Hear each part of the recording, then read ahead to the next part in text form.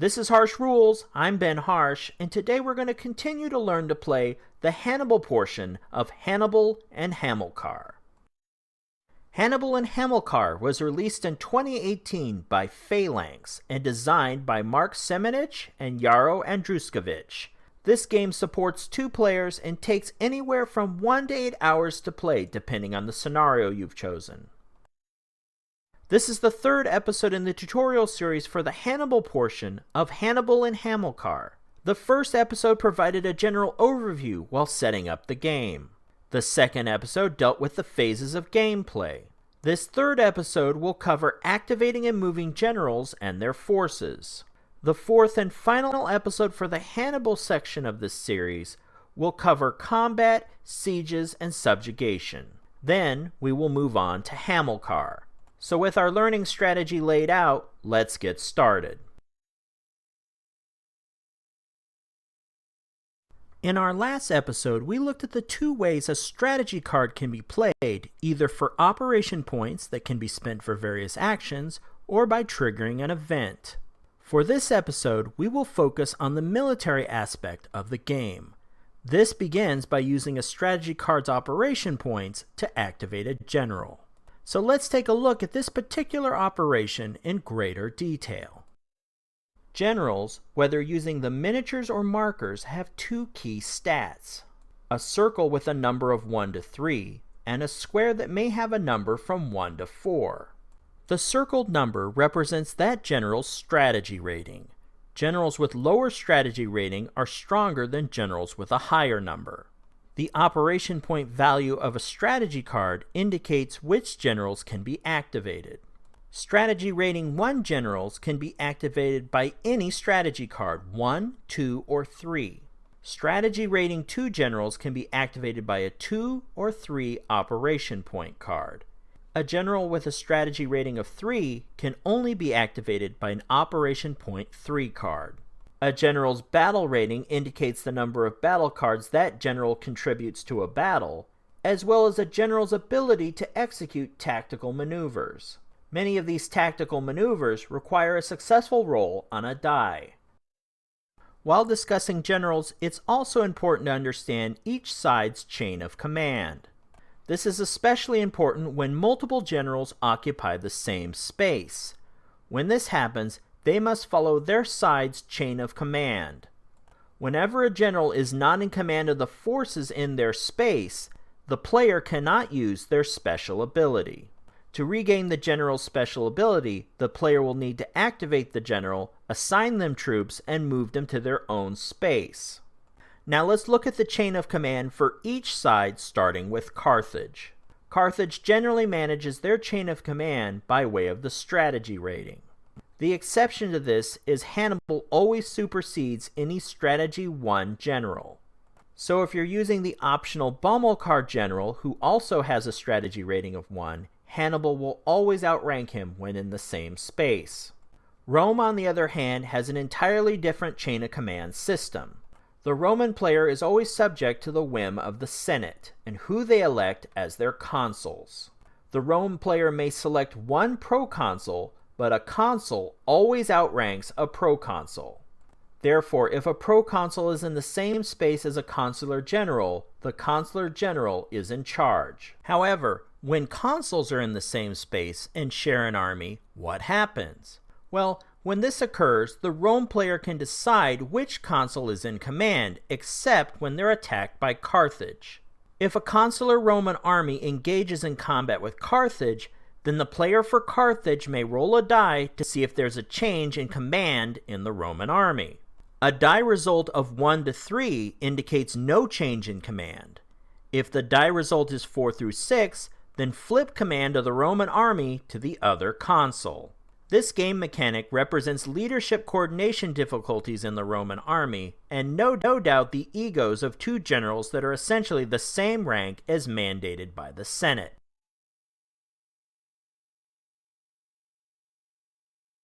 To learn all the nuances of movement in this game, we're going to start with the basics and add layers of complexity as we progress.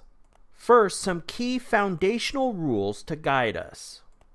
When activated with a strategy card, generals can move with or without combat units. Combat units cannot move on their own. A general can take up to 10 combat units with them when they move, and most generals can move 4 spaces. Also, for the Roman player, if consular armies are being used, they cannot leave their space unless they have 5 combat units reporting to them. A consular general must have 5 combat units at all times. Political base markers cannot impede a general's movement. This includes political control markers, tribes, walled cities, and even large walled cities. However, enemy military units in most situations can impede movement and force a general and his army into combat. Let's look at some basic examples where this might and might not occur. Let's move our general to the first space. Once a player makes a movement, it's proper etiquette to pause to see if the opponent would like to react. The active player's opponent may choose to react in a number of ways. This all depends on combat unit positions on the game board and what cards he or she might have in their hand. In the first space, there is an enemy combat unit. Combat units cannot move without a general to lead them. As a result of the situation, the opponent has no reaction. Normally, a general and his forces entering a hostile space with combat units may have to engage in combat. However, when a moving general has 5 combat units or more in their force, then they can perform an overrun. An overrun automatically eliminates 1 combat unit in their path, and the general and his forces can keep moving. So the Roman general and his 5 combat units enter the first space, overrun the 1 combat unit, and eliminate it. The active player moves his Roman general to the second space and pauses to check for their opponent's reaction. A common reaction for the opponent is if they have a general with or without combat units in an adjacent space. When a moving general is adjacent to them, then they may conduct an interception. An enemy general attempting to intercept must roll a die, and the result must equal their battle rating or less to be successful. The player conducting interception modifies their die result by 1 if the space contains an enemy PC and no friendly combat units. If the enemy general achieves a successful interception result, they may move their general in the path of the moving general. When this occurs, the moving general has 2 options. First, they may proceed to the interception space and conduct a land battle with the enemy general. Or, second, they can move back to the space they came from and end their movement. For this example, let's say the enemy general failed their die result and were unsuccessful in intercepting our moving general. When an intercept fails, if the moving general still has movement points, they have the option to change their route and move into the space with that general. That general would then be forced into combat and not able to make an avoid battle roll. In this instance, the Roman general decides not to change their route.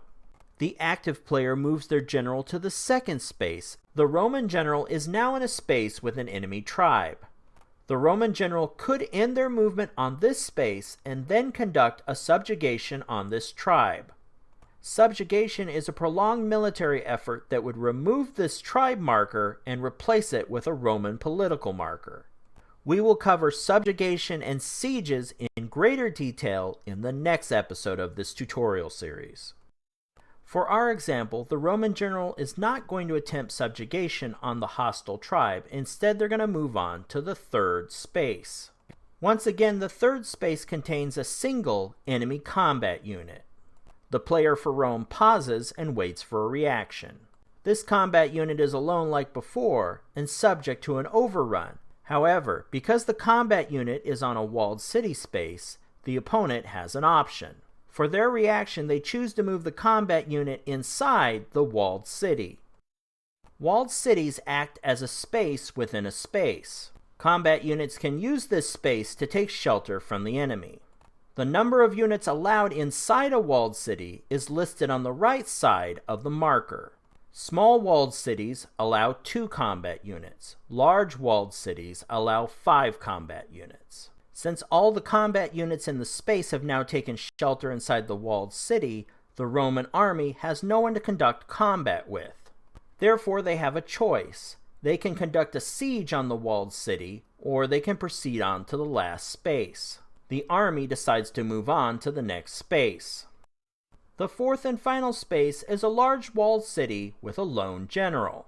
Lone generals are also subjective to overruns. If a general with combat units enters their space, then they are displaced from the game board. Generals can also enter a walled city for refuge. Generals do not count against the limit of combat units in the city. Another tactical maneuver a general can conduct with or without combat units is to avoid battle. To successfully avoid a battle, the player must make a die roll with a result equal to or less than the general's battle rating. Be aware when successfully avoiding a battle, the general is limited to where they can move. They cannot move to the space the other general came from.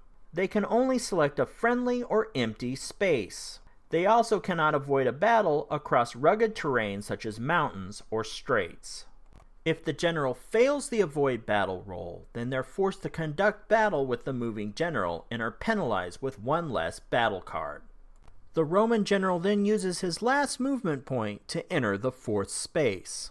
From this point, the general could proceed to conduct a siege on the large walled city. If there were defenses around the city, then the general would engage in combat. Now, if the Roman general had movement points remaining, they could pursue the fleeing Carthaginian general. To engage in a successful pursuit, the Roman general would need a die result equal to or less than their battle rating. The Carthaginian general would need to avoid battle again. His process could repeat itself with successful avoid rolls until they fail that roll, or can't logistically flee any further due to having an unavailable friendly or empty space, or the pursuing general runs out of movement points. However, the Roman general decides not to take that route. If the Roman general failed their pursuit roll, then they would end their movement in that space. Next, let's look at some other types of movement. When it comes to terrain, Hannibal keeps movement pretty simple compared to other war games. However, Hannibal does include mountainous terrain. Mountainous terrain comes in 2 varieties, non-Alps terrain and the more dangerous Alps terrain. Crossing either type of mountainous terrain costs a general 2 movement points. Also, crossing mountainous terrain requires the player to roll on the attrition table to see if any combat units perished on the journey. Non-Alps terrain has a -2 modifier to the attrition roll. Therefore, it's easier to traverse with less risk of casualties. Alps terrain, on the other hand, has no modifier and is much more dangerous. Before we move on, one last note about the attrition table. Even if a general loses all their combat units to attrition, they are not displaced. So keep that in mind when removing combat units. Another type of land-based terrain to navigate is straits. There are 2 straits in the game. Similar to mountainous terrain, straits cost 2 movement points to cross. Also, in previous editions of the game, it was necessary to control both sides of the strait to pass over. In this revised edition, the rules have been changed. Now to cross a strait, it is only necessary to control the side of the strait the player will start from to cross over. Also, like mountainous terrain, straits prohibit maneuvers such as interception, pursuits, avoiding land battles, withdrawals, and retreats. Keep these rules in mind when navigating across straits.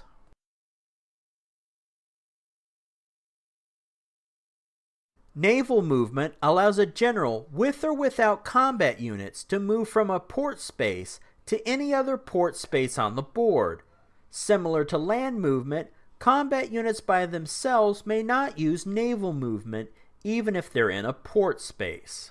Control of a port space is not necessary to use the port. Naval movement is allowed into and out of any port space, including a port that contains an enemy political control marker or combat unit. During the Second Punic War, the Roman player has naval supremacy of the Mediterranean. Therefore, they can use ports without risk of losing combat units. Carthage, on the other hand, takes enormous risks of being sunk each time they cross the sea. The only exception to this rule is if the truce card is in effect. Then Carthage may make safe voyages across the Mediterranean.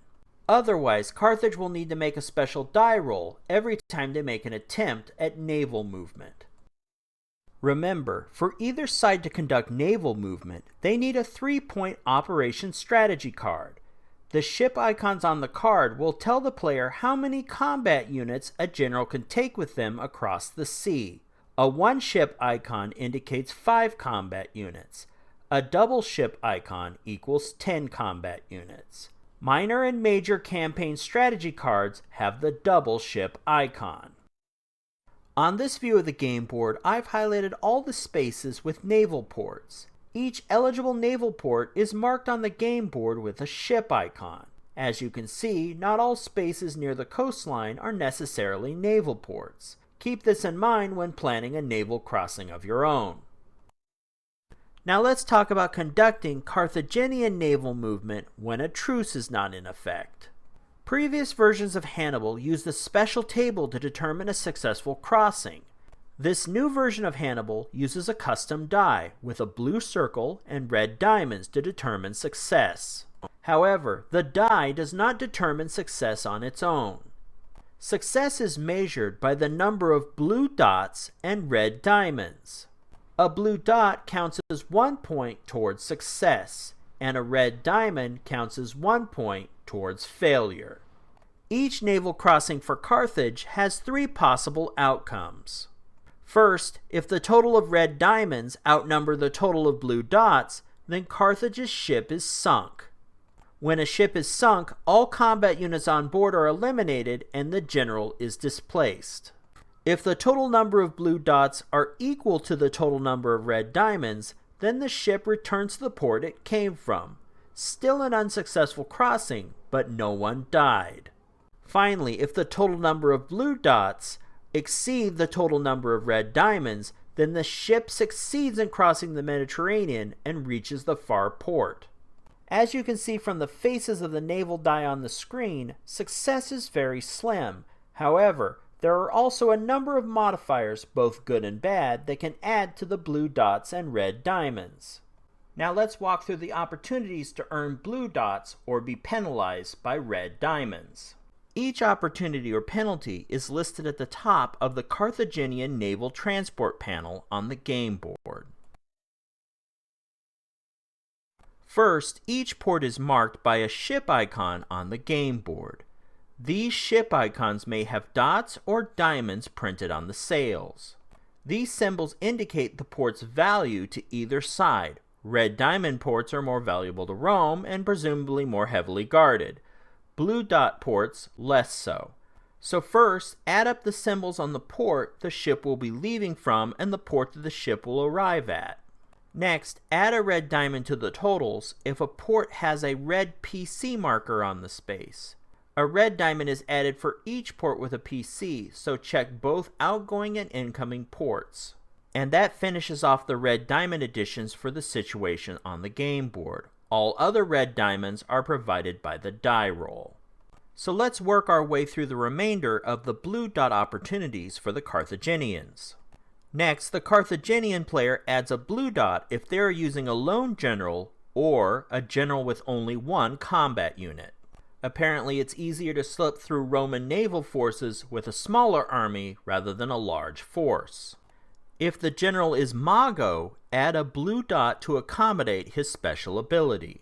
The final 3 blue dot opportunities are tracked by the Carthaginian player by placing a political control marker on the middle of the naval movement chart. These opportunities can benefit multiple naval crossings. They're driven by specific strategy cards and controlling a key large walled city. The first opportunity is if the Macedonian alliance is in effect. The alliance comes into effect when strategy card 9A's event is played by the Carthage player. The Macedonian alliance will be revoked from play when the player for Rome plays strategy card 9B's event. However, when the alliance is in effect, add 1 blue dot to the crossing attempt. Next, if Carthage controls the large walled city of Syracuse, then place a political control marker on the second space and add 1 blue dot to the crossing. The last space is for the Carthaginian naval victory. This is in place when strategy card number 29's event is played. However, the bonus is only in effect for 1 game turn. Once the Carthaginian player has determined their total dots and diamonds, roll the naval die and add any additional dots and diamonds. Finally, subtract the larger number from the smaller number and come up with your difference. This will determine whether the ship sunk, returned to port, or made a successful crossing. Let's take a moment before we close out this episode to discuss classic naval movement. In earlier editions of the game, a different method was used to come up with the same results, using the classic die. There is no difference in the outcome between versions, but players accustomed to the older editions may want to continue with that method. Essentially, the calculation is reached with an inverse method from the new edition. First, the player rolls a classic die to come up with the base score. A die result of 1 means the ship crossed safely. A die result of 2, the ship returns from the port it departed from. Anything higher means the ship sunk. Now the remainder of the calculation merely modifies the initial roll. Carthaginian opportunities subtract from the die result towards a successful crossing. Roman instances add to the initial score towards sinking the ship. There is no difference in eligible situations for Carthage or Rome between the two games, so if you play a game of Hannibal with a player that prefers the older method, there is nothing to worry about. Therefore, keep both of these calculations in mind when conducting naval movements. This concludes the 3rd episode of the Harsh Rules tutorial series for Hannibal, from Hannibal and Hamilcar by Phalanx. Stay tuned for the next episode where we will learn about combat engagements and sieges. If you like this content and would like to see more, be sure to hit the like button and then ring the bell for notifications. As always, I'm Ben Harsh for Harsh Rules. Thank you so much for watching, and I'll see you on the next episode.